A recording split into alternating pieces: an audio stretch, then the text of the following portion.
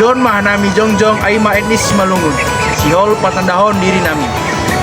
Au namargoran Jedida Tarigan. Au namargoran Gabriela Glorski Pangaribuan. Au namargoran Marcela Octaviani Brusunulinga. Au namargoran Lorenza Hugo. Au namargoran Stephanie Panes Depo. Au namargoran Siti Nur Amelia Putri. Au namargoran Fanny Jurmistani Hulu. Au namargoran Hernandez Ginting.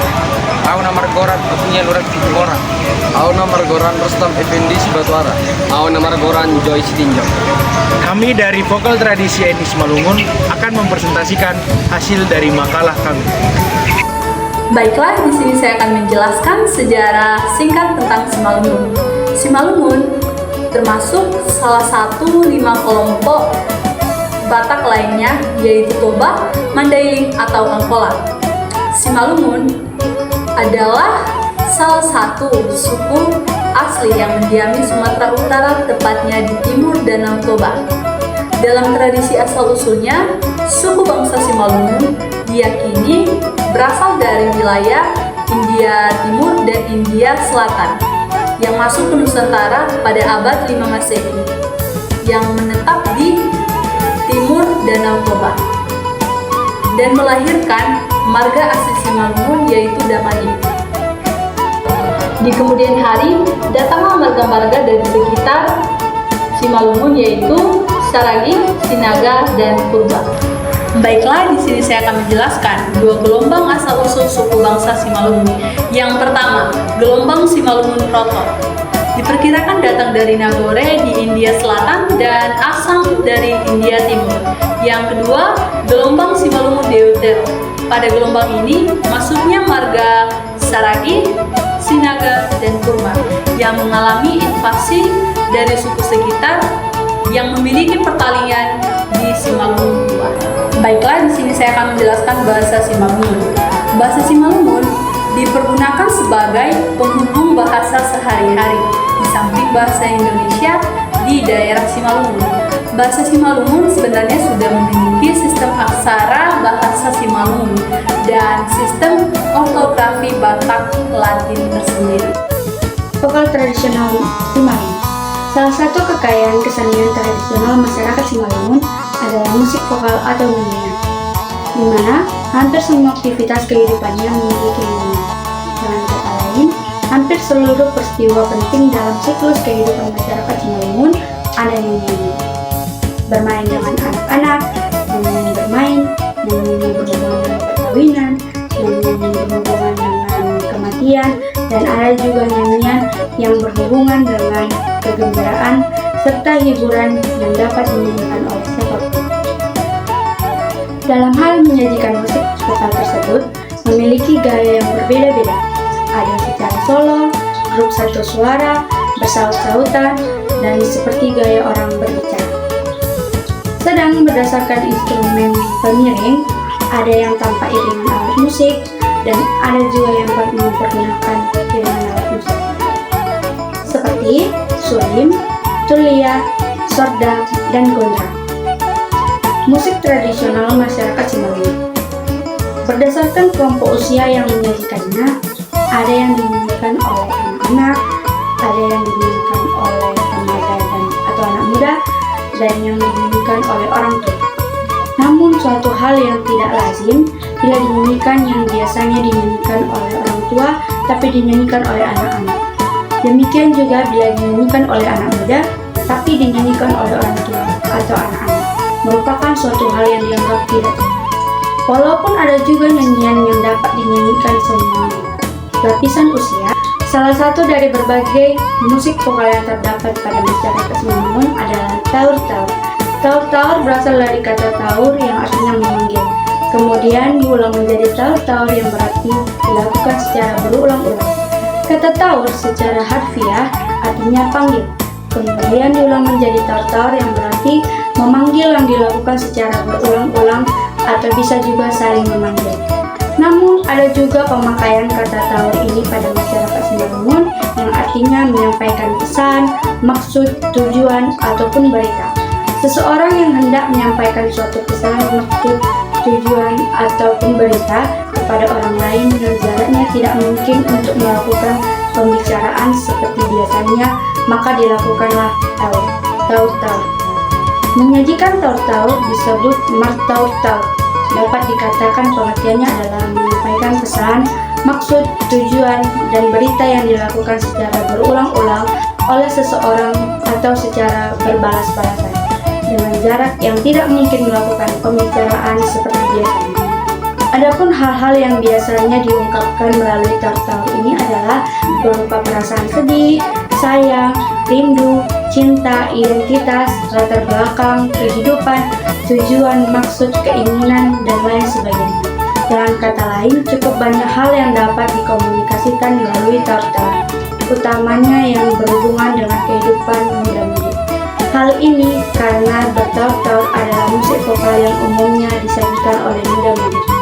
Ada beberapa hal yang menjadi dasar penanaman taur-taur, yaitu tempat yang umum untuk penyajian, latar belakang sejarah atau daerah asal taur-taur, dan aktivitas yang dilakukan pada saat menyajikan taur-taur yang diberi nama sesuai dengan latar belakang sejarah atau daerah asal taur-taur, misalnya taur-taur Simbandar. Taur-taur Simbandar awalnya disajikan dan berkembang pada masyarakat Simalungun yang berada di daerah Bandar, kemudian menyebar ke wilayah Simalungun lain. Sehingga walaupun disajikan di mana saja, taur-taur ini tetap disebut taur-taur Simbandar. Hal yang hampir sama ditemukan pada nama taur-taur Ranto Ali, yang disebut juga taur-taur Silarak Galunggam atau taur Silarak Lingga. Hai semuanya, perkenalkan saya Gabriela Glorski Pangaribuan dari kelas B Etnis Simalungun. Saya akan menjelaskan apa itu teknik vokal Simalungun dan bagaimana teknik vokal Simalungun itu sebenarnya. Nah, vokal tradisi Simalungun seperti yang terdapat dalam musik tradisional Batak pada umumnya memiliki ciri khas yang kaya akan emosi, kekuatan, dan ekspresi. Ada beberapa deskripsi tentang vokal tradisi Simalungun. Yang pertama ada kekuatan dan kekhasan. Yang kedua ada teknik vokal.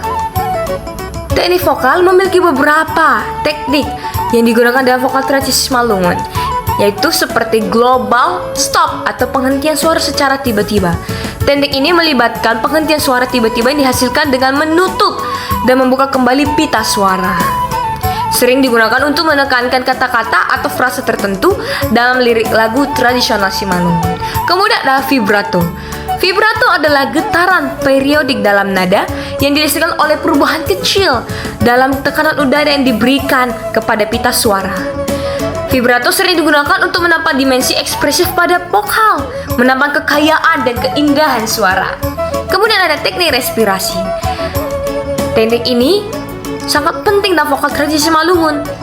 Penyanyi harus menguasai teknik pernapasan yang tepat untuk menghasilkan suara yang kuat, stabil, dan bertahan lama. Kemudian ada kontrol dinamis. Kemampuan untuk mengendalikan suara dengan tepat sangat penting dalam vokal tradisi Simalungun, teman-teman. Penyanyi harus mampu menyesuaikan volume suara mereka sesuai dengan kebutuhan musik dan konteks pertunjukan. Kemudian ada ekspresi emosional.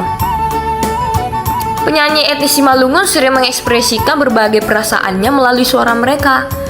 Mereka menggunakan teknik vokal untuk menggambarkan emosi seperti kegembiraan, kesedihan, cinta, atau kebanggaan, serta autentik dan meyakinkan. Kemudian ada yang terakhir, yaitu penggunaan teknik tradisional. Beberapa teknik tradisional khas Batak seperti monga-monga atau bentuk melodi yang digunakan untuk mengiring upacara adat dan ondel-ondel suara yang bergetar dihasilkan dengan menggoyangkan suara. Juga dengan dalam vokal tradisi Simalungun loh teman-teman. Nah, teknik vokal dasar Simalungun yang ketiga yaitu ada skala nada. Skala nada seringkali digunakan dengan memiliki yang besar, sangat besar intervalnya dan melibatkan berbagai perubahan nada yang menarik, menciptakan kualitas suara yang dinamis dan menarik perhatian. Nah, yang keempat ada teknik vokal ekspresi dan emosi. Pasti dong harus ada ekspresi dan emosi kan? Di dalam vokal tradisi Simalungun juga dipenuhi dengan ekspresi dan emosi yang kuat. Penyanyi seringkali menggunakan vokal mereka untuk mengekspresikan perasaan seperti kegembiraan, kesedihan, cinta, atau kebanggaan, menciptakan pengalaman mendalam bagi sang pendengar. Kemudian yang terakhir itu adalah harmonisasi.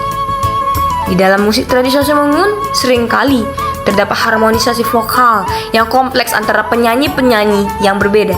Harmoni ini menambah kedalaman dan kekayaan pada musik serta memberikan dimensi sosial dan budaya yang kuat.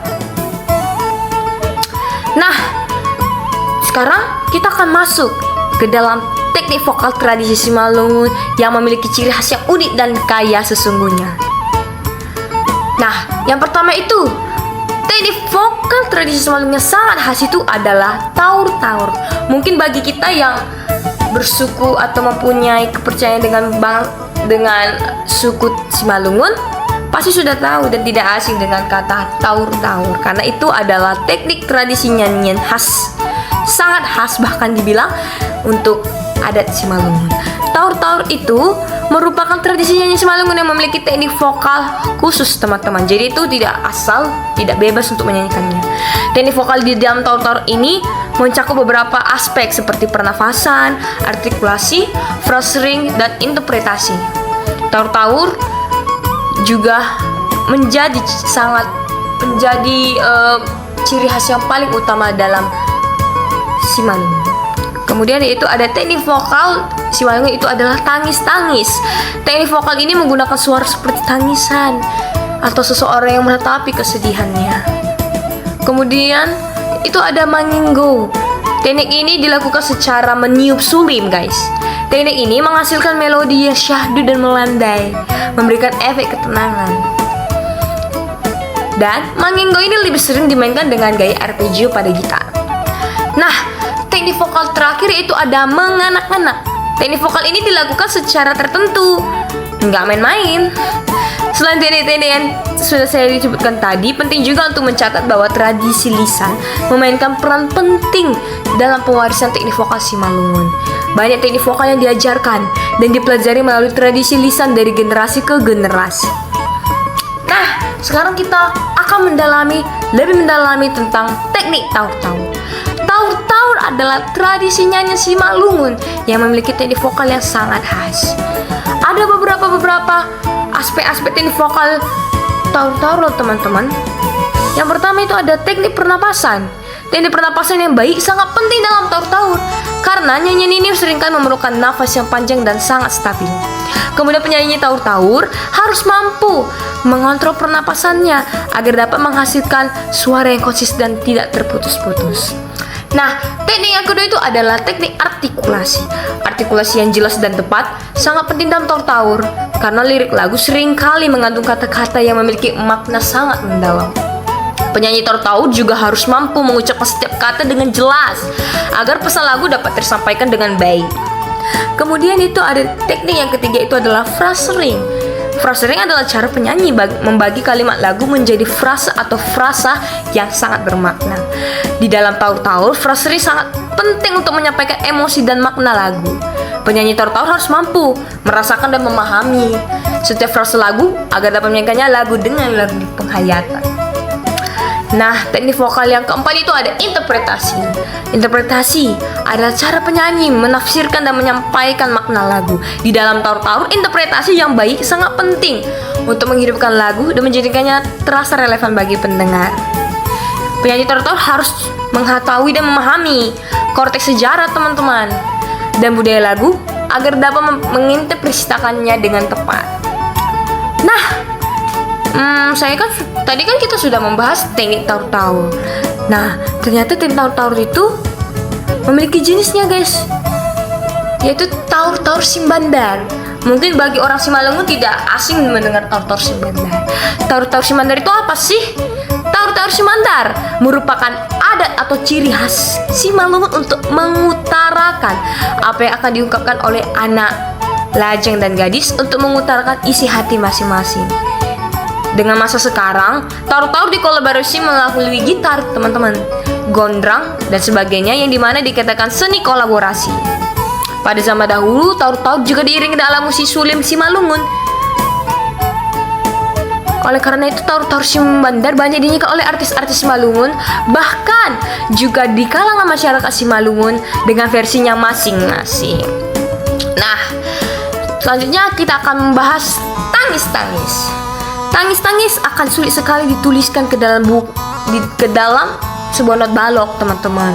Kenapa? Karena tangis-tangis itu lebih menuju kepada peniruan suara tangisan. Tetapi pada saat lagu tangis-tangis ini masuk ke dalam instrumen sulim, maka akan menghasilkan nada-nada yang meliuk-liuk dan turun naik seperti orang yang sedang menangis. Kemudian yang keempat, yaitu yang terakhir, itu yang paling terakhir, itu adalah manginggau. Manginggau adalah teknik yang dilakukan dengan meniup suling. Teknik ini menghasilkan melodi yang sangat syahdu dan melandai, memberikan efek ketenangan. Lebih sering dimainkan dengan gaya arpeggio pada gitar. Nah, arpeggio itu merupakan memainkan nada-nada dari suatu akord secara berulang, bukan secara bersamaan. Demikian yang saya jelaskan hari ini tentang teknik vokalisasi Simalungun. Saya berharap semoga teman-teman yang mendengarkannya dapat memahami dan dapat melakukannya di dalam tugas kalian. Sampai jumpa. Perkenalkan, nama saya Marcella Octaviani Guru Sinulinga. Di sini saya akan menjelaskan tentang fungsi dan makna vokal tradisi Simalungun. Nah, vokal tradisi Simalungun atau nyanyian Simalungun sering digunakan oleh masyarakat Simalungun. Masyarakat Simalungun mempercayai bahwa nyanyian atau vokal tradisi Simalungun merupakan salah satu warisan budaya dari leluhur mereka. Nah, ada beberapa nyanyian Simalungun yang sering digunakan masyarakat Simalungun. Yang pertama itu ada urdo-urdo atau titah, yang kedua ada taur-taur simbandar, yang ketiga ada taur-taur si buat gulong, yang keempat ada ilah, yang kelima ada tangis, yang keenam ada tangis-tangis, yang ketujuh ada doding-doding, yang ke-8 ada orlei, yang ke-9 ada lailua, yang ke-10 ada manalunda, yang ke-11 ada mandilo tondui, yang ke-12 ada ingo turi-turian. Nah, ada beberapa fungsi nyanyian rakyat Simalungun. Yang pertama itu ada fungsi pengungkapan emosional, yang kedua itu ada fungsi penghayatan etis, yang ketiga ada fungsi hiburan, yang keempat ada fungsi komunikasi, yang kelima itu ada fungsi perlambangan, yang keenam itu ada fungsi reaksi jasmani, yang ke-8 fungsi yang berkaitan dengan norma-norma sosial, yang ke-8 itu fungsi pengesahan lembaga sosial upacara agama, yang ke-9 fungsi pengintegrasian masyarakat. Halo, di sini saya akan membahas tentang makanan khas dari Simalungun. Seperti yang kita tahu, Simalungun merupakan salah satu daerah yang terdapat di Provinsi Sumatera Utara. Dan Simalungun mempunyai beberapa makanan khas atau makanan tradisionalnya loh. Oke, langsung saja kita bahas mengenai makanan khas dari Simalungun. Makanan khas dari Simalungun yang pertama yaitu Dayak Nabinatur. Dayak Nabinatur sendiri berasal dari dua kata, yang dimana Dayak artinya ayam dan Nabinatur artinya disusun secara teratur. Makanan ini dibuat dari ayam jantan dengan menggunakan resep yang disebut sikam. Pada zaman-zaman raja dahulu, makanan ini hanya boleh dimasak dengan para lelaki, dan perempuan hanya diperbolehkan untuk menyiapkan bumbunya saja. Namun seiring perkembangan zaman, hal ini mulai ditinggalkan dan siapa saja boleh memasak Dayak Nabinatur asal mereka mengerti cara penyusunannya di dalam piring. Makanan khas dari Simalungun yang selanjutnya yaitu tinuktuk. Tinuktuk dikenal sebagai siralada atau sambal ladanya etnik Simalungun. Tinuktuk memiliki rasa yang menggigit karena terbuat dari jahe merah, kencur, dan rempah-rempah lainnya yang memberikan sensasi pedas dan panas sehingga menambah nafsu makan bagi yang memakannya. Yang selanjutnya yaitu nani randu. Nani randu adalah sayuran khas dari Simalungun. Namun saat ini, makanan ini sudah jarang dijumpai karena proses pembuatan yang cukup rumit dan membutuhkan banyak bahan. Padahal makanan ini sangat lezat, menyehatkan, dan kaya akan vitamin yang dihasilkan dari protein yang terdapat pada sayuran yang digunakan. Makanan khas dari Simalungun yang selanjutnya yaitu sibak. Sibak adalah sambal khas dari Simalungun yang terbuat dari durian yang telah dimasak lalu difermentasi. Sibak bisa dimakan langsung loh, tetapi kebanyakan orang menggunakannya sebagai lauk atau sambal lalu menyantapnya dengan nasi. Yang membuat sibak unik yaitu rasa asam dari fermentasi dan teksturnya yang kental. Makanan khas dari Simalungun yang selanjutnya yaitu deke nasi norbuhon. Makanan ini adalah ikan yang diawetkan dengan bumbu agar tidak cepat busuk. Makanan ini berasal dari kebiasaan masyarakat Simalungun pada saat zaman dahulu sebelum ada lemari es atau pengawet ikan lainnya. Pada saat panen ikan berlimpah, masyarakat Simalungun memasak ikan dengan bumbu sorbuk, lalu mengawetkannya agar bertahan lebih lama dan tidak terbuang sia-sia. Baiklah, sekian presentasi saya mengenai pembahasan makanan khas dari Simalungun. Lebih dan kurang, saya memohon maaf. Semoga pembahasan tadi dapat menambah wawasan kita tentang makanan khas dari Simalungun ya. Baik, di sini saya akan membahas jenis alat musik tradisional Simalungun. Ada banyak alat musik Simalungun, beberapa di antaranya yang dapat kami rangkum ialah yang pertama, gondrang. Gondrang merupakan alat musik khas dari Simalungun, dan alat musik ini sering juga dijumpai di acara-acara adat, pernikahan maupun kematian. Alat musik gondrang ini adalah alat musik perkusi, dan alat musik ini juga dibawakan dengan tortor dari Simalungun. Dan alat musik ini mempunyai makna diantaranya menunjukkan suatu kehormatan, keberanian, dan sesuatu yang sakral.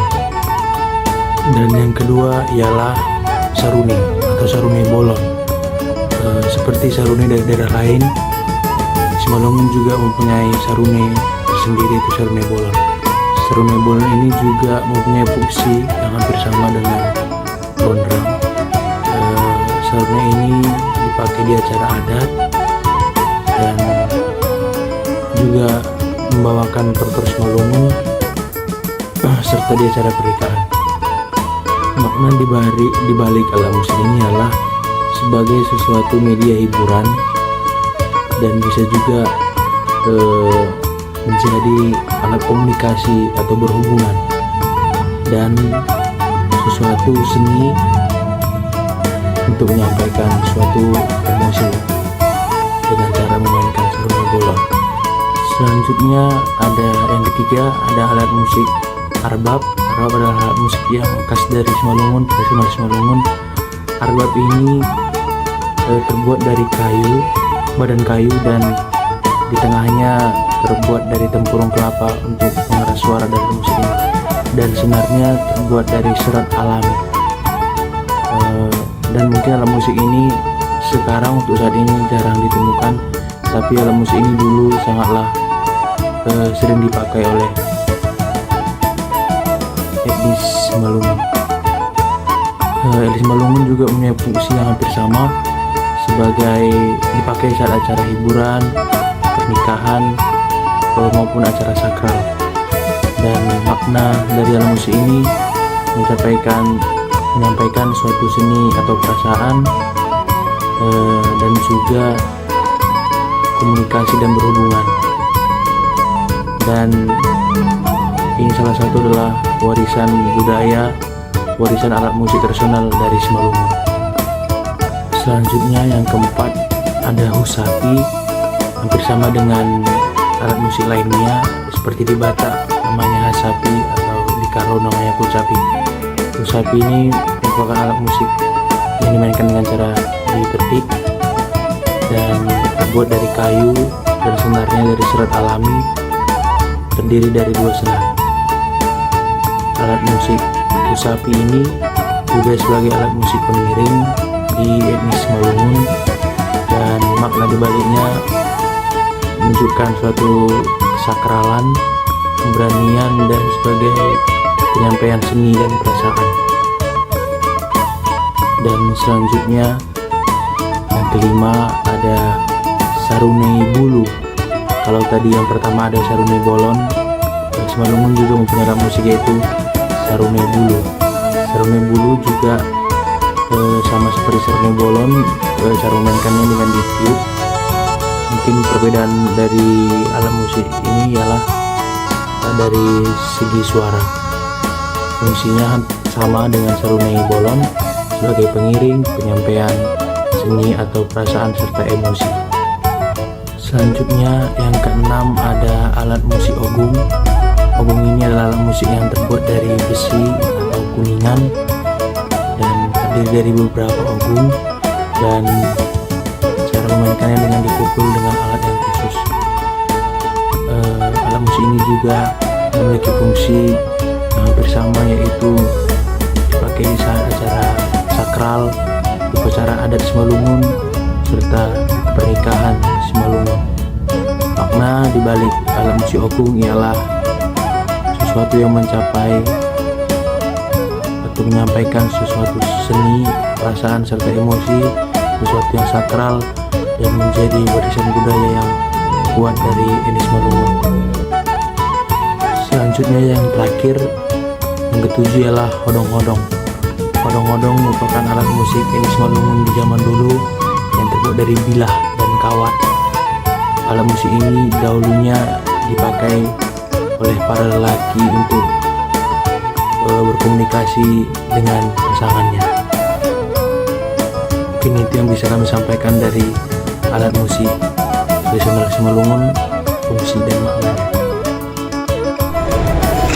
Baik, saya akan menjelaskan tarian tradisional yang ada di etnis Simalungun. Di antara tarian tradisional yang populer di Simalungun adalah namanya tari tortor. Tarian ini adalah bagian yang penting dan sering dipentaskan dalam berbagai upacara adat, perayaan, dan acara budaya lainnya. Tari tortor adalah tarian tradisional Simalungun yang penuh dengan gerakan yang energik dan dinamis. Biasanya, para penari ini membentuk lingkaran atau formasi tertentu sambil membentuk gerakan yang khas. Tari tortor memiliki berbagai makna dan fungsi dalam budaya Simalungun. Selain sebagai hiburan, tarian ini juga memiliki nilai spiritual dan sosial yang penting. Dalam beberapa konteks, tari tortor dipentaskan sebagai ungkapan rasa syukur, pemujaan kepada leluhur, atau memohon berkah dan perlindungan. Tari tortor selalu diiringi oleh musik tradisional yang khas, termasuk alat musik seperti gondang, sarune, dan huta-huta. Beberapa jenis tarian tortor Simalungun antara lain yang pertama, tortor somba. Adalah salah satu tarian tradisional dari suku Simalungun di Sumatera Utara, Indonesia. Tarian ini memiliki makna yang mendalam dan digunakan sebagai bentuk penghormatan kepada tamu, raja, atau kerabat dekat. Yang kedua yaitu tortor martonun. Tarian ini memiliki makna yang mendalam dan menggambarkan proses pembuatan ulos kain tradisional Batak. Yang ketiga yaitu tortor harawan bolon. Tortor harawan bolon merupakan karya tari yang terinspirasi dari pesta rondang bintang, yaitu pesta adat masyarakat Simalungun setelah musim panen untuk mengungkapkan rasa syukur atas keberhasilan panen raya dengan menggunakan berbagai tata cara ritual sebelum pesta dimulai. Yang keempat yaitu tortor Sitalasari. Tortor Sitalasari merupakan tarian penyambutan kepada tamu-tamu ataupun ungkapan kebahagiaan untuk memulai kegiatan. Yang kelima yaitu tortor Sirintak Hotang. Sirintak artinya menarik dan hotang artinya rotan, sehingga tortor Sirintak Hotang berarti tari menari rotan. Yang keenam yaitu tortor Usihan Bodat Haudanon. Tortor Bodat Haudanan adalah tarian tradisional Simalungun yang ditampilkan dalam acara pesta rondak bintang. Yang ketujuh yaitu tortor Usihan Makail. Tarian ini menggambarkan usaha untuk mengusir hama yang merusak tanaman seperti tikus ataupun serangga. Tarian ini mencerminkan kepedulian dan ketekunan masyarakat Simalungun dalam menjaga hasil pertanian mereka. Yang kedelapan yaitu tortor Ilah Mardogei. Tortor Ilah Mardogei adalah tarian yang menggambarkan rasa sukacita. Tortor Ilah Mardogei ini menceritakan tentang kegiatan masyarakat Simalungun pada saat musim panen. Masyarakat Simalungun melakukan pekerjaan tersebut dan dilakukan secara bergotong royong. Demikian yang bisa saya sampaikan. Terima kasih. Pas mahubat ka haganupan. Ijon Anamaragoar Joy Albert Sitinjak. Dalam video ini saya akan menjelaskan tentang masalah kami yang berjudul Pakaian dan Adat Simalungun. Hiyo atau Ulos. Simalungun merupakan salah satu kabupaten di Sumatera Utara dan sebagai salah satu suku di Sumatera Utara, Batak Simalungun memiliki keunikan budaya. etnis ini memiliki tekstil tradisionalnya yang tentunya sangat unik dan memiliki nilai-nilai budaya. Keberlangsungan warisan budaya tersebut tetap eksis sampai sekarang dalam kegiatan bertenun. Bertenun merupakan salah satu rutinitas suku Batak. Salah satu hasil tenun yang ada di adat Simalungun adalah dikenal sebagai hiu atau yang biasa kita kenal sebagai ulus. Suku Simalungun juga dikenal dengan ritualnya. Dalam segala upacara, warga desa menggunakan kain yang disebut hiu. Hiu Simalungun memiliki makna kasih sayang. Awalnya, hiu ini digunakan hanya untuk sekedar menghangatkan badan. Tetapi seiring berjalannya waktu, hiu ini berkembang dan dipakai masyarakat Simalungun digunakan untuk keperluan hidup. Dipakai untuk keperluan hidup. Hiu juga dipakai dalam berbagai ritual adat dalam masyarakat Simalungun, seperti kelahiran, kematian, pernikahan, atau acara yang penting. Hiu juga memiliki fungsi sosial, yaitu hiu digunakan sebagai pakaian adat dan memiliki fungsi identitas sosial bagi pemakainya. Kain hiu ini juga berfungsi sebagai penguat relasi sosial di kalangan masyarakat. Di sisi lain, hiu juga dijadikan sebagai cindera mata atau oleh-oleh bagi orang yang ingin kita kunjungi atau orang yang berkunjung ke Kabupaten Simalungun. Selain itu juga, hiu juga memiliki fungsi budaya, yaitu hiu dapat berfungsi sebagai doa, harapan, simbol bagi upacara suatu peringatan. Di setiap pemberian dan penerimaan kain hiu ini terdapat makna budaya pada umumnya. Dan hiu ini tidak terlepas dari cara adat baik ketika pernikahan maupun kematian. Jadi mungkin cukup sekian penjelasan saya tentang kain hiu atau ulus khas tradisi dari Simalungun. Dia itu Pak. Horas, Pesona Namargoran Rustam Effendi Sibatwara. Saya akan melanjutkan dari bagian tadi, baju pakaian adat Simalungun. Baju wanita suku Simalungun disebut dengan tumang. Pakaian ini mempunyai lengan panjang dengan hiasan bordir yang indah dan banyak. Bordiran ini sebagai simbol keindahan alam, budaya, dan mitos suku Simalungun. Baju tumang sering digunakan bersama dengan salendang ulus. Kemudian ada juga yang dimaksud dengan baju pria. Baju pria suku Simalungun disebut dengan kutang. Kutang merupakan baju yang panjang dengan warnanya identik dengan hitam. Baju kutang mempunyai hiasan bordir indah mengelilingi bagian pinggang dan lengannya. Hiasan ini sebagai simbol status sosial seseorang. Penggunaan baju kutang pada pria banyak dipadukan pada sarung. Kemudian yang terakhir ada perhiasan. Perhiasan menjadi bagian penting dalam pakaian adat suku Simalungun. Perhiasan digunakan oleh wanita sebagai simbol status sosial, kekayaan, serta keindahan. Biasanya perhiasan yang digunakan adalah kalung, anting-anting, cincin, dan gelang.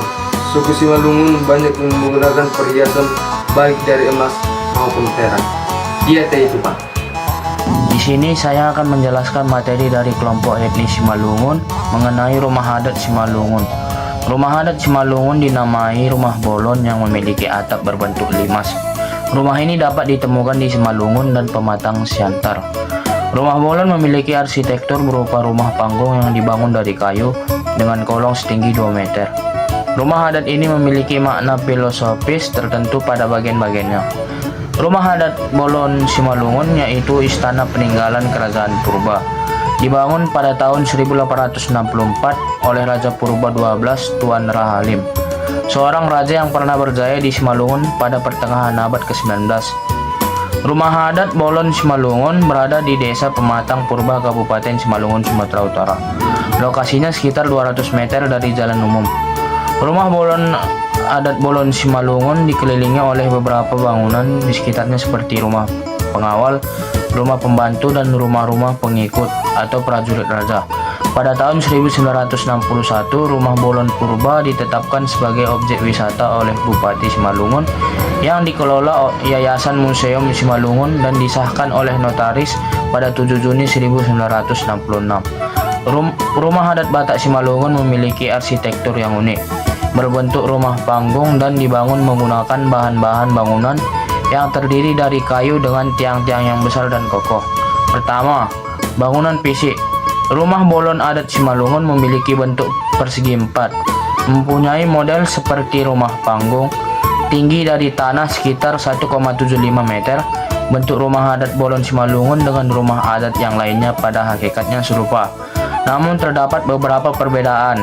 Demikian juga dengan bentuk bangunan pada masa kini yang membangun rumah dengan bentuk tradisional, namun dengan bahan material modern seperti penggunaan paku dan seng atau super deck untuk atap. Hal ini disebabkan arsitektur tradisional sudah mulai langka serta kurangnya literatur tentang arsitektur tradisional Simalungun. Adapun bentuk dari bangunan rumah adat Bolon Simalungun adalah sebagai berikut. Yang kedua, bagian-bagian bangunan adalah wujud fisik hasil pekerjaan konstruksi yang menyatu dengan tempat-tempat kedudukan baik yang di atas ataupun di bawah tanah dan air. Bangunan biasanya dikonotasikan dengan rumah, gedung ataupun segala sarana prasarana dalam kebudayaan atau kehidupan manusia dalam membangun peradabannya. Suatu benda dapat dikatakan sebagai bangunan bila benda tersebut merupakan hasil karya orang dengan tujuan untuk kepentingan tertentu. Benda tersebut tidak dapat dipindahkan kecuali dengan cara membongkar. Adapun bagian-bagian bangunan rumah adat Bolon Simalungun adalah sebagai berikut. Palas, pondasi daripada rumah yang akan dibangun. Bahan pondasi pada zaman dahulu terbuat dari batu gunung, kayu keras, pakis besar atau batang tangiyang. Bentuk dari pondasi ini dipahat berbentuk trapesium untuk bahan batu, sedangkan bahan batang kayu berbentuk silinder. Antara pondasi dengan galang bangunan dibuat pemisah yang terbuat dari ijuk agar tidak mudah busuk dan rusak galang.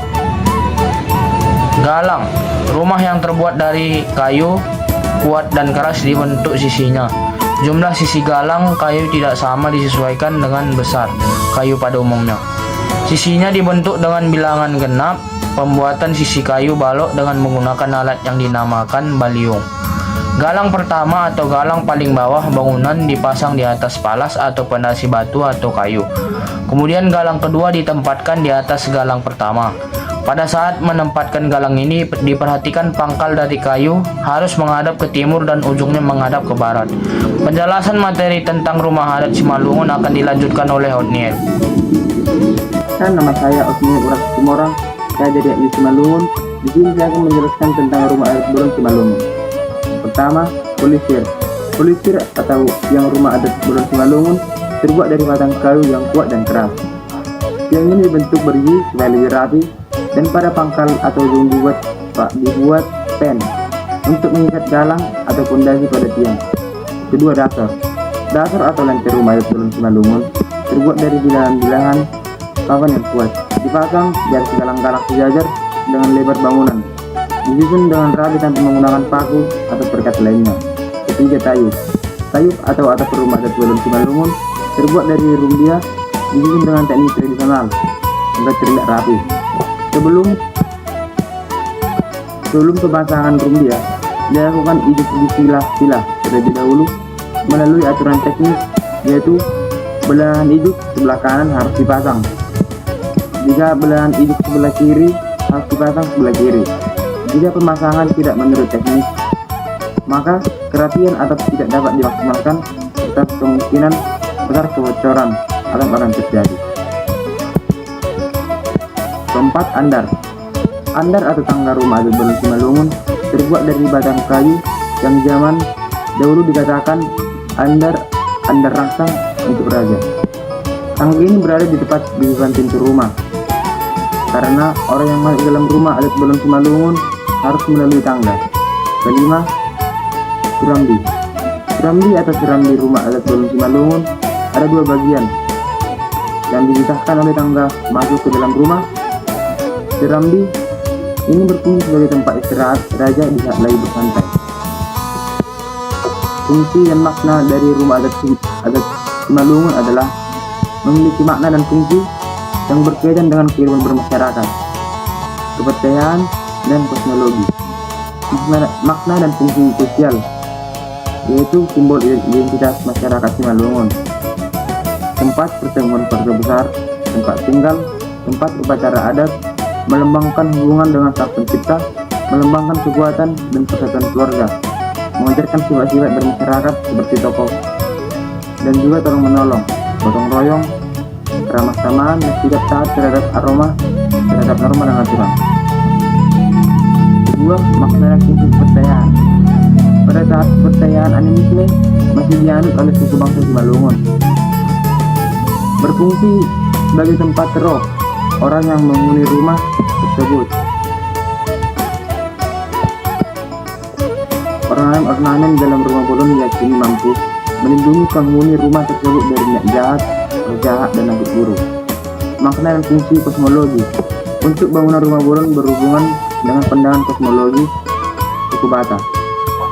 Lantai yang dibuat tinggi dari atas permukaan tanah memiliki hubungan dengan religi bahwa manusia mempunyai derajat lebih tinggi daripada hewan dan juga makhluk halus yang berada di dunia bawah.